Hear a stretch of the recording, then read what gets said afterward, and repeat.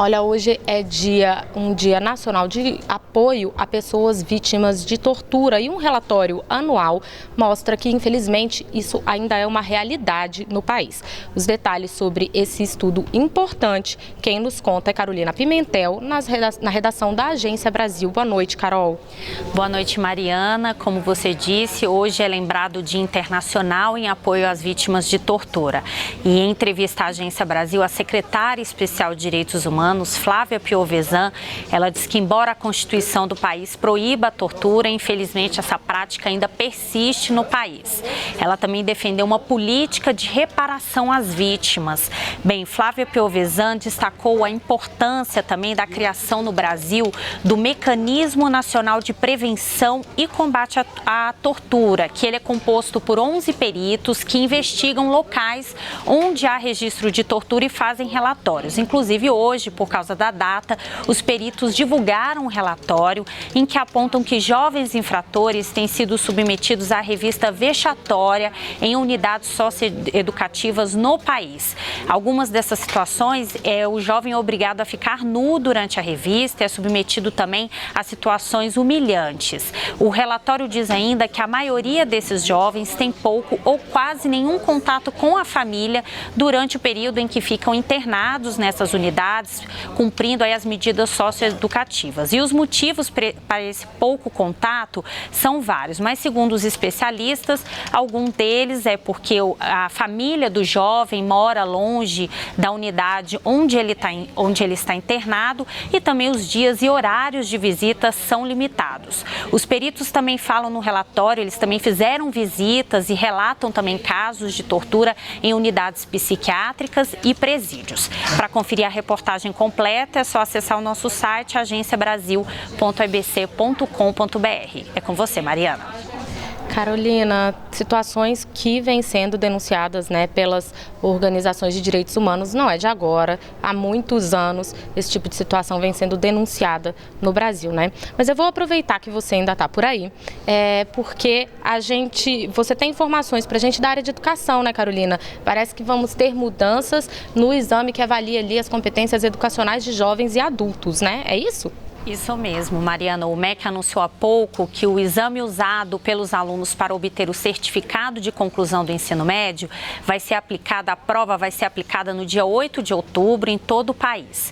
Até o ano passado, os estudantes com mais de 18 anos, eles poderiam usar o Enem para conseguir o diploma do ensino médio. Agora, a partir deste ano, o certificado de conclusão vai ser obtido exclusivamente pelo Enseja, que é esse exame que eu falei há pouco, que atualmente ele é aplicado no Brasil e no exterior para a certificação de conclusão do ensino médio, mas também vai ser usado agora para a certificação de conclusão do ensino médio. Antes era só do ensino fundamental, agora também vai ser usado para a conclusão do ensino médio. A inscrição no exame é gratuita e deverá ser feita entre os dias 7 e 18 de agosto. Pode se candidatar quem tem menos de 15 anos para a certificação do ensino médio e quem tem 18 anos para a certificação do ensino médio. Pode se candidatar para a conclusão do ensino fundamental quem tem menos de 15 anos. Quem tem 18 anos pode se candidatar para a certificação do ensino médio.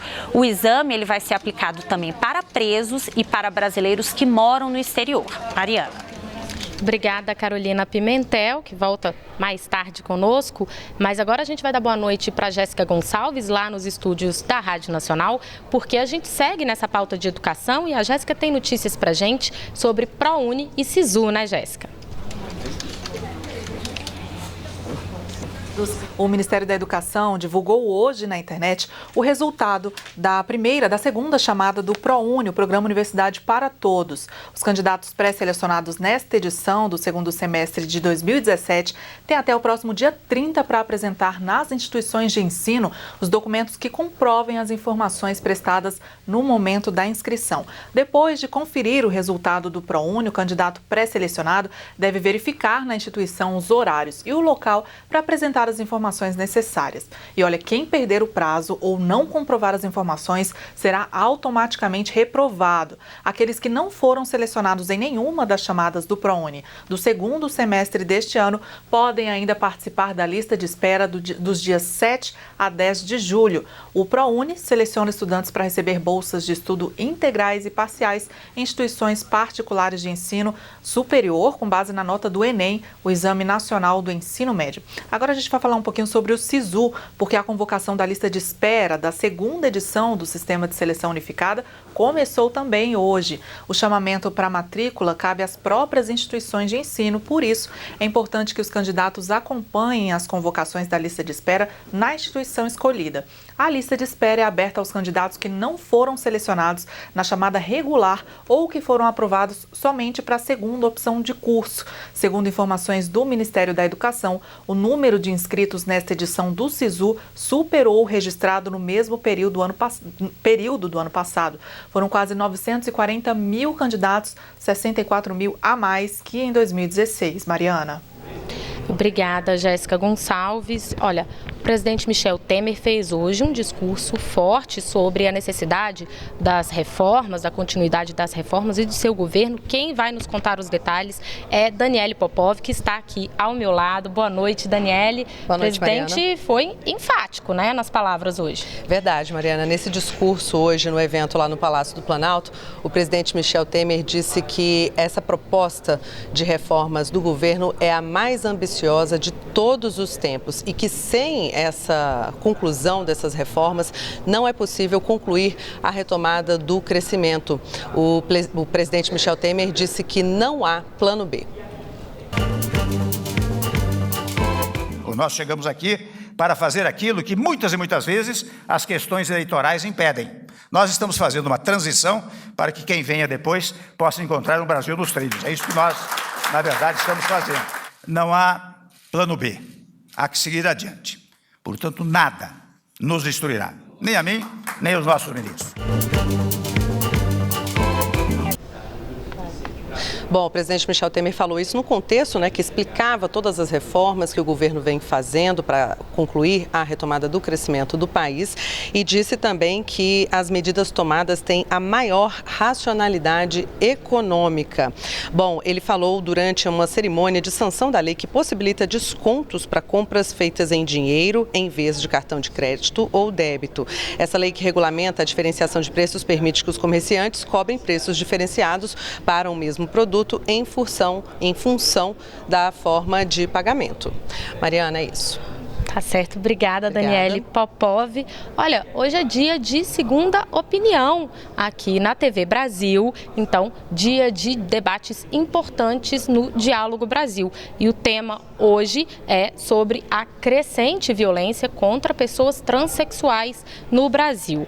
Para debater esse assunto foram convidadas a coordenadora geral de promoção de direitos LGBT do Ministério de Direitos Humanos, Marina Heidel, e o psiquiatra e professor da Universidade de Brasília, Gabriel Garça. Vamos acompanhar um trechinho desse debate que vai ao ar às 22 horas.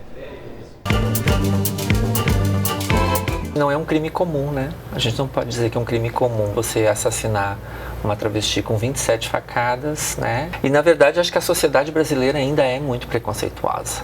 Se a gente parar para pensar, a gente vai encontrar no dia a dia a violência não só no assassinato, como também nas questões do dia a dia, no nosso cotidiano. Você junta essa dificuldade em lidar com o diferente, essa dificuldade em acolher as diferenças e a diversidade, com reações violentas e psicopatas e sociopatas, e você tem, infelizmente, esse resultado que a gente está vendo aí, né, que é o assassinato brutal de pessoas que simplesmente cometeram o crime de serem diferentes, né? Da maioria das pessoas. Só isso. E olha, ainda na segunda opinião aqui da TV Brasil, você pode perceber que Rosiane Kennedy não está aqui comigo hoje, mas você pode encontrar com ela logo mais no Conversa com Rosiane Kennedy, que vai ao ar às 21h30, às 9h30 da noite. E aí, hoje, Rosiane vai conversar com o jogador brasileiro de basquete, Márcio Cipriano, campeão brasileiro de basquete. Vamos acompanhar também um trechinho do que a gente separou para você sobre Conversa com Rosiane Kennedy hoje. 5 vezes campeão brasileiro, bicampeão paulista e com passagem pela seleção brasileira de basquete, Márcio Cipriano tem uma carreira vencedora. E olha que ele mesmo diz que tinha tudo para dar errado. Depois de 23 anos dedicados ao esporte e seguir também pelo caminho do rap, agora ele atua como coach, com foco no indivíduo negro, para ajudar as pessoas a superarem preconceitos e chegarem ao sucesso. Essa questão de limitar o sonho e de saber se é impossível ou não, a pessoa mesmo no devido trajeto ela vai poder dizer, porque uma coisa é você sonhar e querer, uma coisa é você estar disposto a você correr atrás daquilo, entendeu? Você está disposto a trabalhar dia a dia atrás daquilo, você acordar pensando naquilo, você dormir pensando naquilo, porque foi assim que eu fiz no esporte o tempo todo. Eu comia, jantava, quando dava, né, e almoçava o meu próprio esporte para poder conquistar o que eu conquistei. Então não perca, Conversa com Rosiane Kennedy, hoje às 21h30, aqui na segunda opinião da TV Brasil. No próximo bloco você vai conferir que um avião com mais de 600 quilos de cocaína fez um pouso forçado em uma fazenda em Goiás, um pouso que foi forçado pela Força Aérea Brasileira. E também vai saber os detalhes da condenação do ex-ministro Antônio Palocci. Ele foi condenado a mais de 12 anos de prisão. A gente já volta.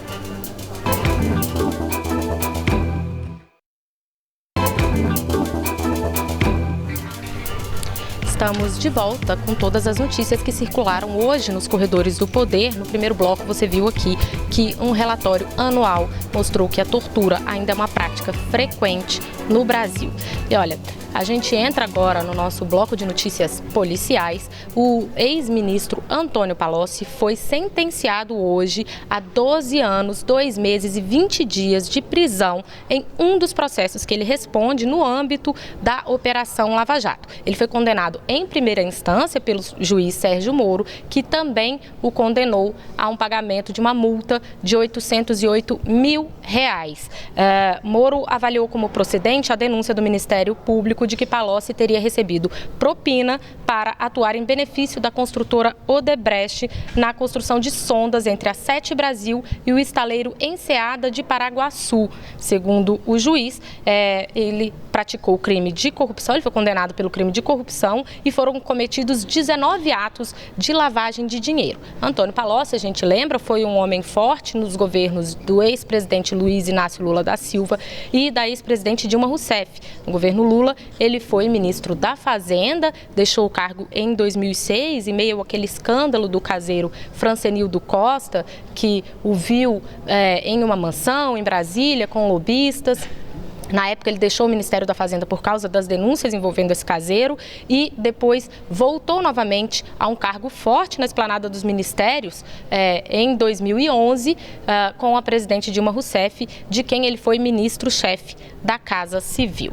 E olha, hoje também o Supremo Tribunal Federal recebeu o relatório final da Polícia Federal sobre as investigações a respeito daquele áudio, inclusive as investigações e a perícia naquele áudio gravado por Joesley Batista em uma conversa com o presidente Michel Temer.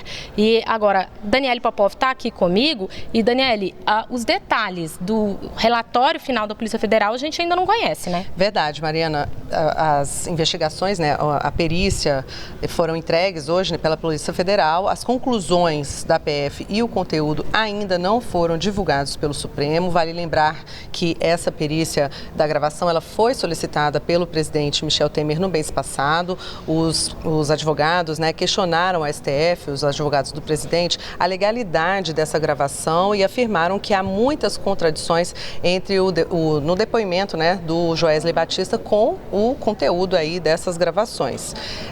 Portanto, então, já foi entregado o relatório, a perícia das gravações, mas Esse conteúdo não foi divulgado. A gente ainda não sabe. E aí a gente lembra que há uma grande expectativa essa semana, porque se encerra amanhã o prazo da Procuradoria-Geral da República para apresentar denúncias sobre esse caso envolvendo o presidente da República. Então há uma grande expectativa em relação a isso entre hoje e amanhã. Obrigada, Daniele. Bom, a gente volta a falar com a Carolina Pimentel na redação da Agência Brasil, porque, Carol, a FAB forçou o pouso de um avião e aí se descobriu que ele estava carregado de cocaína, né? E parece que esse avião tinha decolado de uma fazenda da família do ministro da Agricultura, Blairo Maggi, é isso?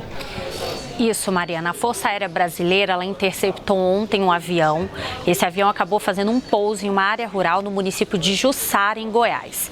No avião foram encontrados mais de 650 quilos de cocaína. Foi considerada a maior apreensão da droga no estado de Goiás. E durante essa abordagem aí da Força Aérea, o piloto do avião relatou à FAB que decolou da fazenda Itamaraty Norte, no município de Campo Novo do Parecis, em Mato Grosso. Essa fazenda é de propriedade do grupo Amaggi, da família do ministro da Agricultura, Blairo Maggi. De acordo com a aeronáutica, essa informação foi prestada pelo piloto do bimotor no momento, durante o procedimento de interceptação, e que o local exato da decolagem agora será investigado pela Polícia Federal. Em nota, o grupo Amaggi disse que não tem qualquer ligação com a aeronave e que não emitiu autorização para pouso ou decolagem em uma das pistas da fazenda. Disse ainda que a região de Campo Novo do Parecis tem sido vulnerável à ação de grupos do tráfico internacional de drogas por causa da proximidade com a fronteira de Mato Grosso com a Bolívia. Esse bimotor foi interceptado como parte de uma operação da FAB, da Polícia Federal e de órgãos de segurança para coibir o tráfico na fronteira. Ninguém foi preso até o momento. Mariana.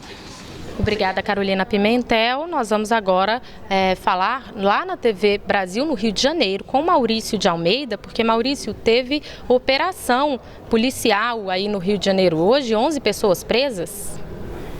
Boa noite, Mariana. Teve sim, foi a Operação Network deflagrada pela Polícia Civil aqui do Rio de Janeiro.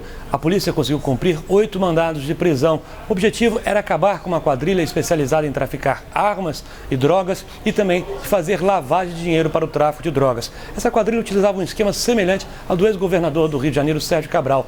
Eles usavam joias para lavar o dinheiro que era obtido com a venda das drogas. Tanto que foi preso o Thiago Silva, que tem a loja TH Joias. Ele fabricava joias para 3 facções criminosas aqui do Rio de Janeiro. Facções que são rivais, mas que usavam o serviço juntas essas facções usavam o serviço da TH Joias. Pegavam dinheiro e transformavam esse dinheiro em joias para esconder o que era adquirido com o tráfico de drogas. A polícia também cumpriu 34 mandados de busca e apreensão. Foram apreendidos 3 veículos de luxo, muito dinheiro e joias. O total do volume apreendido chegou a 5 milhões de reais.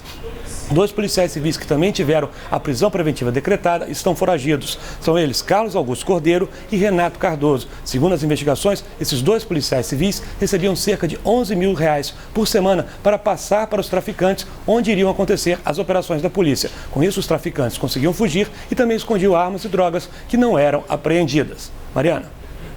Obrigada, Maurício de Almeida. Olha, a gente informou agora há pouco sobre a condenação do ex-ministro Antônio Palocci e aí Daniele Popov recebeu aqui uma informação quentinha, porque parece que a Força Tarefa da Lava Jato não ficou satisfeita com essa condenação de 12 anos de prisão não, né, Daniele? Pois é, Mariana, a gente acabou de receber a informação aqui que a Força Tarefa, vai recorrer da sentença do juiz Sérgio Moro, pedindo, a nota emitida, hoje no fim da tarde, eles estão pedindo uma revisão, então, um aumento de pena de Palocci, do ex-tesoureiro do PT, João Vacari Neto, que também foi condenado nesse mesmo processo. A Força Tarefa também vai questionar a absolvição de Branislav Kontik, assistente do ex-ministro, e o benefício concedido por Moro ao ex-diretor da Petrobras, Renato Duque, que, segundo a sentença, poderá sair da prisão após 5 anos de reclusão. Bom, essa nota, Mariana, ela foi publicada pela Lava Jato e destacou ainda a importância da condenação, que para os promotores demonstra a possibilidade de se conjugar eficiência e agilidade da prestação jurisdicional com a garantia de todos os direitos do acusado. Mariana. E a gente lembra que também nesse mesmo processo foi condenado o ex-presidente da Odebrecht, Marcelo Odebrecht, a 10 anos de prisão, mas como ele firmou um acordo de delação premiada, ele vai ter benefícios aí na progressão do regime, ele vai ter progressão de regime a cada 2 anos e meio, então foram vários os condenados nesse mesmo processo de Antônio Palocci. Obrigada, Daniele. Bom, a gente volta a falar com Carolina Pimentel lá na redação da Agência Brasil para algumas notícias internacionais, porque, Carolina, teve um naufrágio na Colômbia que deixou mortos e feridos. Foi num barco turístico, né?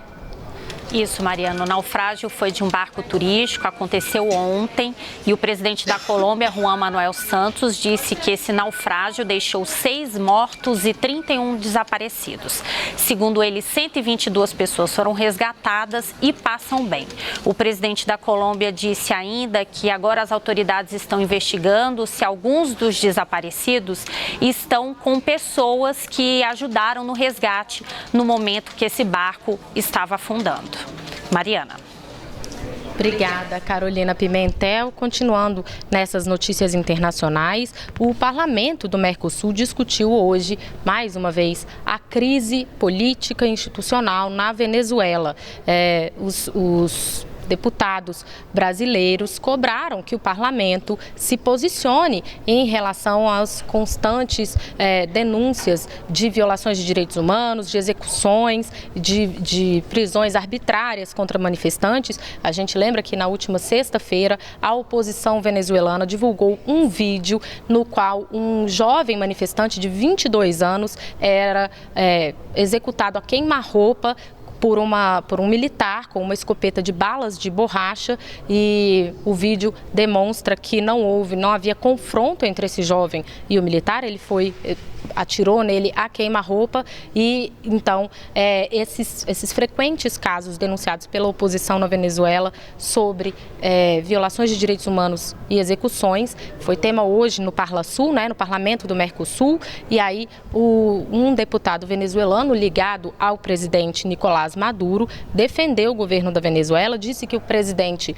chamou a oposição para o diálogo político, mas que a oposição se negou a fazer esse diálogo e participar das eleições. Já a oposição lá na Venezuela e o deputado de oposição da Venezuela, que faz parte do Parlamento do Mercosul, alegam que não há, que a convocação de uma Assembleia Nacional Constituinte por Maduro visa enfraquecer o parlamento lá na Venezuela e não concordam com essa possibilidade. Bom, esse ano, a gente vai mudar de assunto agora para um assunto muito legal, porque esse ano a gente tem a comemoração dos 100 anos do samba.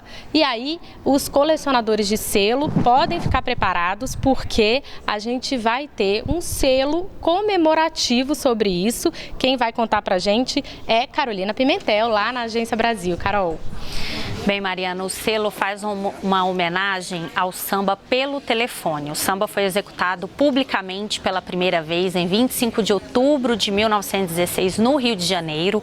O samba pelo telefone completa então 100 anos, desde que foi gravado aí pela primeira vez. Especialistas, inclusive, consideram a canção a primeira com as características que eternizaram o samba. Então, para celebrar essa data, os Correios lançaram um selo comemorativo, a canção do sambista Donga. O selo custa R$ 1,80 nas agências dos Correios, na loja virtual da empresa.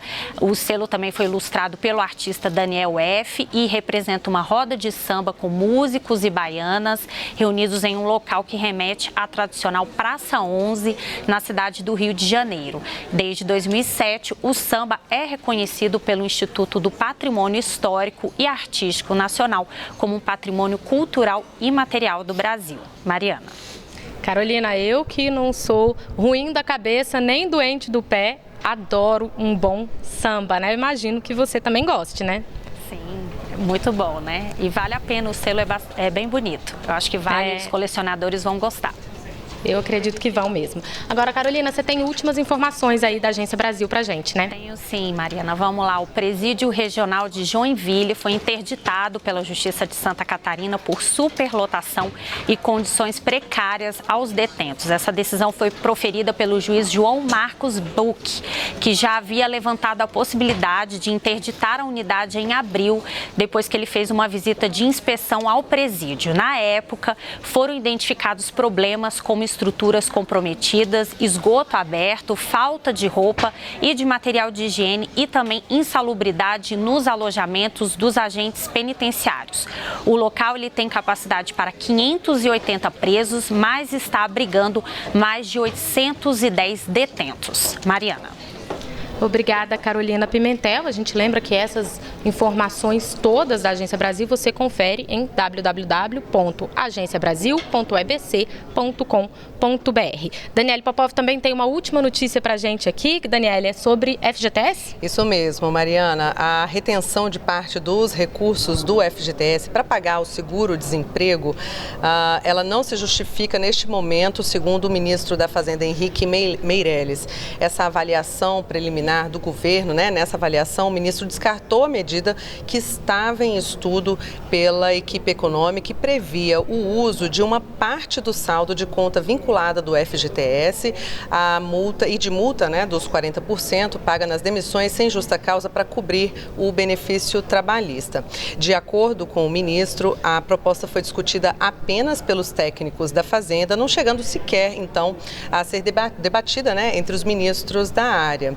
Ele teve hoje uma reunião com o ministro do Planejamento, Diogo Oliveira, sobre isso. Então, segundo o ministro, essa avaliação preliminar é de que não justifica a medida neste momento. Mariana. Tá ótimo. Muito obrigada, Daniele Popov. Uma excelente noite para você. Para você, uma boa noite. A gente te espera aqui novamente amanhã. Boa noite.